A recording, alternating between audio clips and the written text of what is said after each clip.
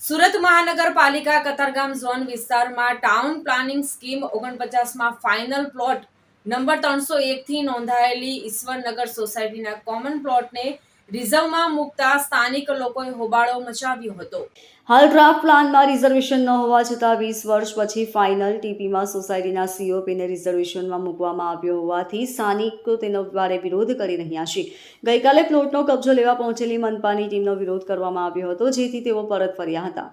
આજે પાલિકાની પણ ટીમ સોસાયટીના ગેટ પાસે પહોંચી, પરંતુ ગેટની બહાર બેનર લાગેલા જોયા તેમજ ખૂબ જ મોટી સંખ્યામાં સ્થાનિક લોકો દ્વારા વિરોધ કરવામાં એકત્રિત થઈ જતા ત્યાંથી તેમને પરત ફરવું પડ્યું હતું। કતારગામ ટીપી નંબર 49માં રિઝર્વેશનને લઈ ખૂબ જ લાંબા સમયથી વિરોધાભાસ જોવા મળી રહ્યો છે। કતારગામની કેટલીક સોસાયટીઓમાં જે સીઓપીના પ્લોટ છે ત્યાં કોર્પોરેશન દ્વારા રિઝર્વેશન મૂકી દેવામાં આવ્યું છે, જેને લઈ સ્થાનિકોમાં પાલિકાની કામગીરીને લઈ ભારે આક્રોશ જોવા મળી રહ્યો છે।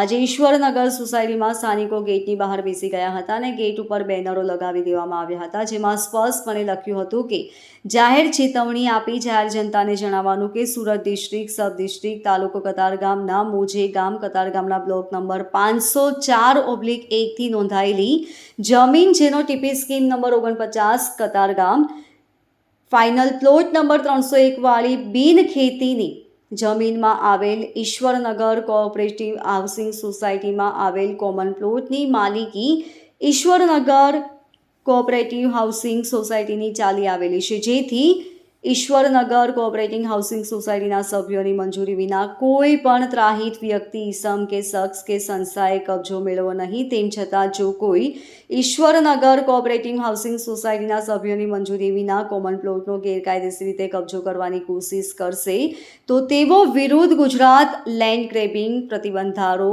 2020 અન્વયે તથા દીવાની તેમજ ફોજદારી રાહે કાર્યવાહી કરવામાં આવશે તેવું જણાવવામાં આવ્યું હતું। મારું નામ સંજયભાઈ નાનજીભાઈ ડુંગરાણી છે। અમે અર્થના સોસાયટીમાં રહીએ છીએ। લગભગ 1992થી અર્થના સોસાયટી પડેલી છે, તો નાના માણસો, મધ્યમ વર્ગના બી માણસો રહે છે। સોસાયટીની જે વાડી છે અત્યાર સુધી કોઈ પ્રોબ્લેમ હતો નહીં કોર્પોરેશનને, અને અત્યારે અમે 2 વર્ષથી આ રિઝર્વેશન નાખી દીધું છે અને વાડીનો કબજો માગે છે। આજુબાજુમાં બધું જે કોઈ વાડીઓ બધાની છે જ તે, અને કોઈને કોઈ તકલીફ નથી, તો અમારે કબજો વારંવાર 2-3 વાર કબજો લેવા માટે આવે છે, તો અમારા માટે શું કબજોની શું જરૂર છે કોર્પોરેશનને? અમારે 155 મકાન છે અમારી સોસાયટીમાં।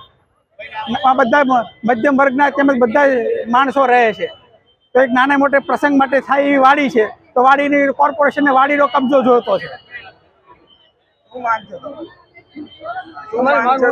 અમારી માંગ છે, અમારે જે સ્થળ ઉપર જે કબજો છે વાડીનો એમના રહેવો જોઈએ છે એમના। Report LK star news Surat.